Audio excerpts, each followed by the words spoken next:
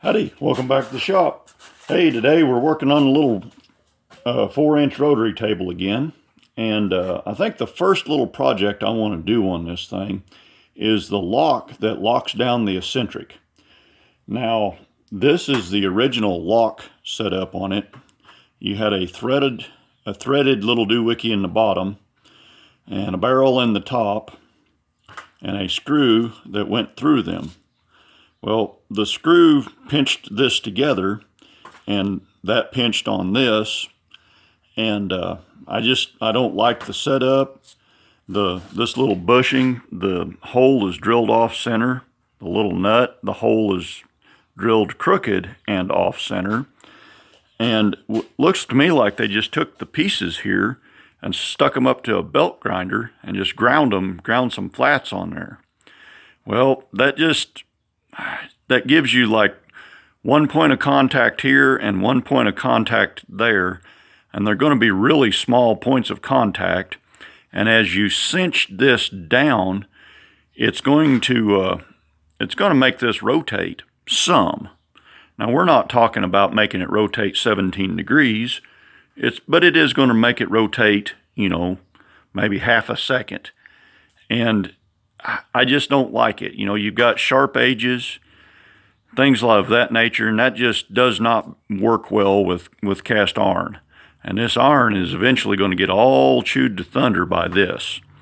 So what I've got in mind here is we're going to make a new everything on this, and we're going to have a radius cut into this, the appropriate depth, and you're still only going to have really one point of contact on each one of these barrels, but I'm hoping to get that point of contact just a little bit bigger. It'd be great if I had contact for, 1/8 of an inch on either side of these. That'd be great, but probably won't get that. So, for material, we're just going to use a 1/2-inch grade 8 bolt. And I've taken this one and stuck it over in the bandsaw, cut the ends of it off. And that gives us some pretty, grade 8 stuff is okay to work with.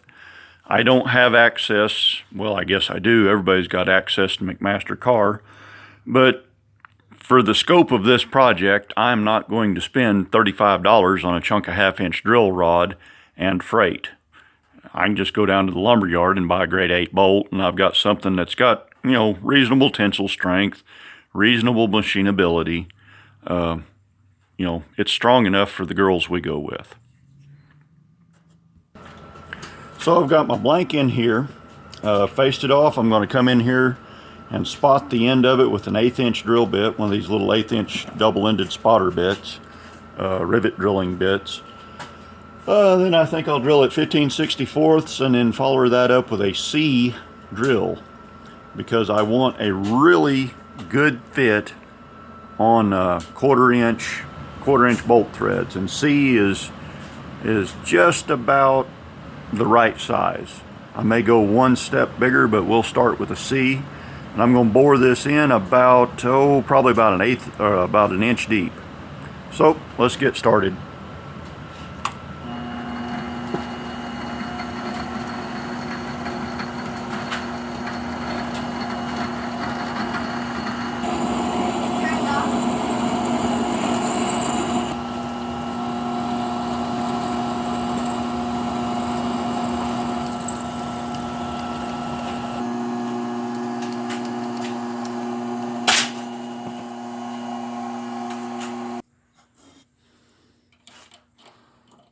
Well, there we go. I ended up having to use a D-sized drill bit, and that gives a pretty good slip fit in there. With the crude tools that I have, I want to get as good a fit as I can, so I kind of snuck up on it. All right, I want this to be 875 long, so zeroed out. There's 8, 50, 75, and let's give her about 10 thousandths to face off, clean up. Whew. I guess clearance is clearance. Good night. That's close.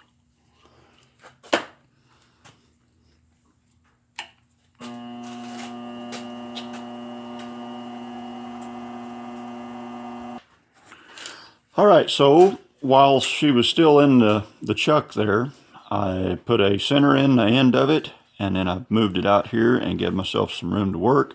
So now I need to turn down 1.5 inches down here on the end, and I need to turn that down to about 245 thousandths, maybe 240 thousandths down here, and that will make my stud. Well, I've got the stud end turned down, and that is as good a fit as I could ever hope to get. So my next step is to cut some threads out here on the end of this, and I'm going to cheat and do that with a die, because I'm not going to try to single point threads on something like that. There's just no good reason to even try, because I know it'll end in disappointment. So I'll get this marked, get my tap stuff set up, and start cutting a few little threads on that.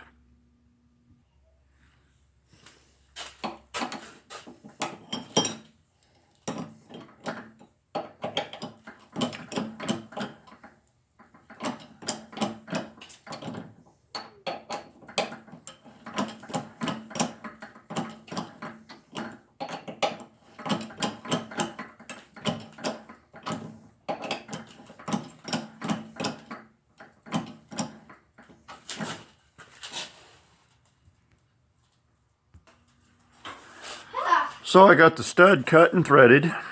Threading went pretty good. And this is the barrel that we made. I've just stuck the barrel on the stud, put a nut on there, and tightened her down.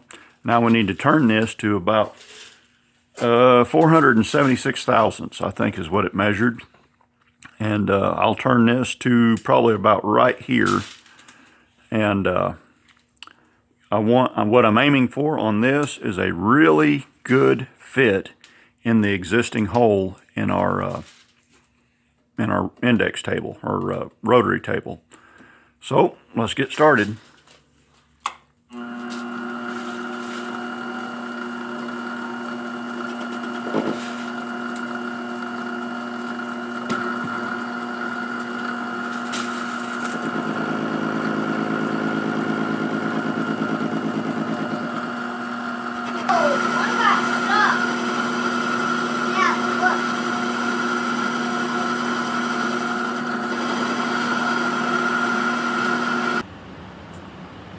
Well, I've gotten it in there,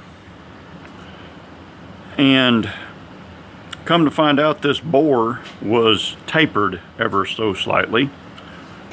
So that kind of messed, and it wasn't like this end was smaller than this end. It was that there was a tight spot right about here between where these two bores intersect and the bottom. I don't know how that happened, but it did. Anyway, I got it cleaned out good as I can with a flapper, sandpaper flapper on a drill, and of course my fit now is terrible. I've got, I don't know, enough play on the end of it that you can see it moving, but it is what it is. So I reached down in here and I've measured 3 or 4 times, and my clearance from this side of the bore to the pin is about 918 thousandths. And the diameter of my eccentric right here is 984 thousandths. Well, if I did my math right, that's about 66 thousandths that we need to step in to this pin with a cutter that is 984 thousandths. So we'll go over to my little mill and I'll show you my setup over there. So I'm doing this with a boring head, and the way I set my diameter is I just took a piece of scrap, drilled a hole in it, and then reached down and kept boring the hole until the hole that the boring head bored was the diameter that I wanted. It took me 5 minutes to get it set up right. If anybody has got a better way of doing this, please let me know, because that was tedious. So I'll get my spinning my jig. I'll put a chuck on here and we'll get spun around here and start working on that end of things. Okie dokie. So I've got her set over here and I'm touching off. So I've got my Y set just about right. Now I need to step my X over just a little bit. I want the center of my touch off to be right at that parting line, or pretty close to it. And I'm just going to do that by eye. I could center up the head right on the parting line with a wiggler or something and get it just awful close. But honestly, I will probably end up having to face this bushing off to gain clearance to clamp all the way. So it's really moot. I just want it to be pretty close.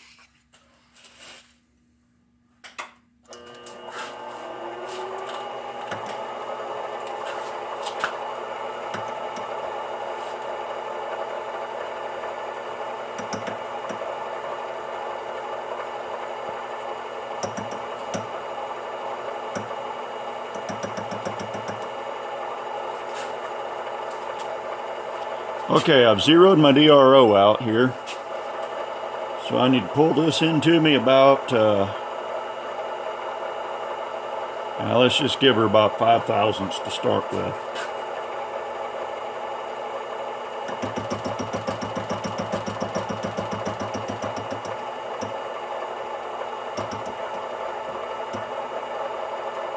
That looks about right. So I'm going to continue on pecking. Now I can't take a big bite with this machine. If I do, it'll be the end of the world. So I'm just going to peck at this real gentle, maybe 10 thousandths depth of cut. Probably going to stick with about 5 or 6, and we'll just party on.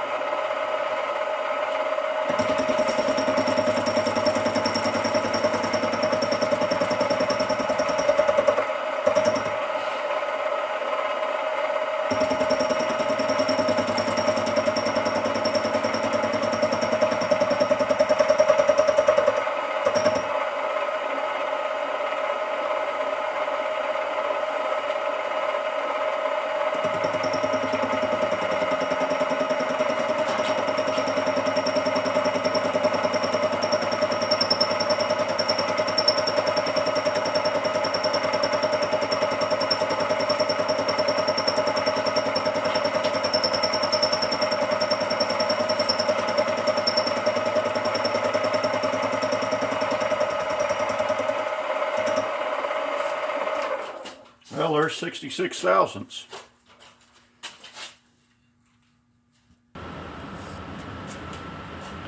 Well, I guess now's the moment of truth. I put a little bit of red dicum on that. Seems to be dry. We're going to stick her together here.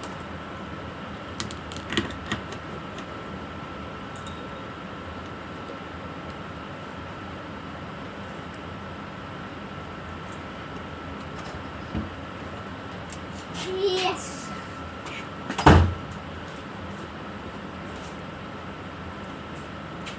And I did measure this, and looked like we've got about a 32nd of an inch, between a 64th and a 32nd of actual squeeze on this. You know, a gap in between our two pieces. Give it a little rotation.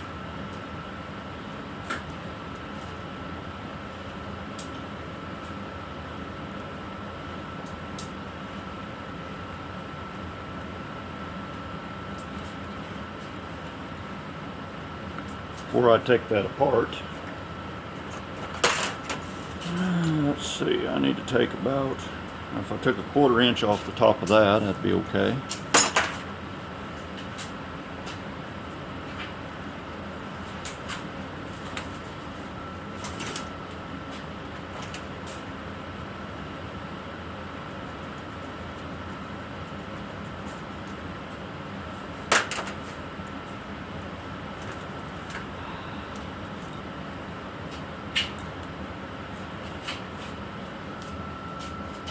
Okay, let's look at her contact pattern. It looks like it's just barely hitting in the middle. I was really wanting it to hit out here on the edges.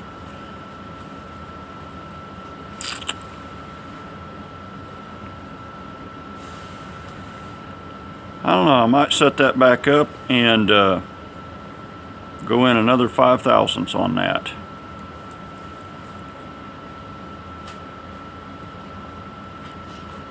Because I don't want just the tips of this hitting. I actually want the contact to be a lot bigger than that. So I'm going to stick this back in the mill and do some adjusting. So there we go. I don't know how well this is going to show up in the camera, but there is the contact pattern on the bottom, and there's the contact pattern on the top. And that is good enough. It's so much better than it was before. I might knock that back just a little bit with a flap wheel or something. I'm probably just going to leave it alone. But that's so much better than it was. I think the next thing I need to do is I need to part this piece off about right here. And I need to take about a 1/4 inch off of these threads here. Because I don't want, when this is all assembled, I don't want these threads to stick up past the plane of the table. In case I stick something on here that needs to clear it, I just don't want them threads sticking out past anything. So back to the lathe, and we'll put this thing in there and finish her up. Well, that's about as good as she's going to get. I'm happy with it. I did cut this stud off to where it does not protrude past here, and I will make a different nut to where I don't have to put a stack of washers underneath of one of these nuts. But I will probably use just one of these nuts for every day. If I have to, I can always stick a factory nut, a regular nut, down on that stud, and I'll have clearance underneath the table. I honestly don't see myself probably ever touching this. If I'm going to do stuff that requires fast indexing on a table like this, I'll just use my spin-a-ma-jig. But having that lock to where this thing can be locked and unlocked is a huge improvement. And I mean, that's just finger tight. And I cannot make that slip. But it's not locking it to where when you loosen the nut up, it's stuck, if you follow what I mean. So there's probably nothing that's digging in and pinching in there. It's just acting like a brake. Which is exactly what it's supposed to do, is be a brake. So I believe that's going to do it for this one. The next project we're going to do is get rid of this brake that locks the rotation of the table here, because this is just a bolt that rubs directly on the inside of this. If you remember from the other video, terrible design, and can only lead to heartache. So I've got an idea in mind about what I'm going to do with this. You'll just have to tune in next time and see what happens. Till then, y'all drive safe, watch for deer.